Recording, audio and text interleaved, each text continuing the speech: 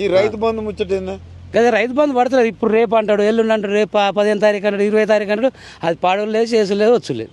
మరి ఇప్పుడు రైతు బంధు గురించే నేను మాట్లాడినా. ఆయన రైతు బంధు కూడా కాదు, మా రైతులకు భిక్ష వేస్తారా అన్న 15,000 ఇస్తా అన్నాడు కదా. 15,000 లేవు, 10 రూపాయలు లేవు. కేసీఆర్ పుణ్యాన్ని ఆయన 5,000 వేసి మంచిగా కారుకు 5,000 10,000తో పంట పెట్టుబడి వెళ్ళేది. ఇప్పుడు ఆ పెట్టుబడి ఈసారి కూడా రావు. ఇంకా మా సర్వే జరుగుతుంది అంటాడు తుమ్మల. ఎట్లా మేము మరి రైతులకు రైతు బంధు పడకపోతే తుమ్మల వేసినా కానీ మళ్ళీ టీఆర్ఎస్ ప్రభుత్వం రావాలి, మళ్ళీ మంచిగా కావాలి. అంతే ఇక అంతవరకు దాకా మంచిగానే ఈ 5 ఏళ్ళు రైతు నిండా మునిగినట్టే. అంతేనా? రైతు లేని రాజ్యం ఎక్కడిది? రైతే రాజ్యం. అవును, రైతులు లేని రాజ్యం ఎక్కడి వస్తుంది?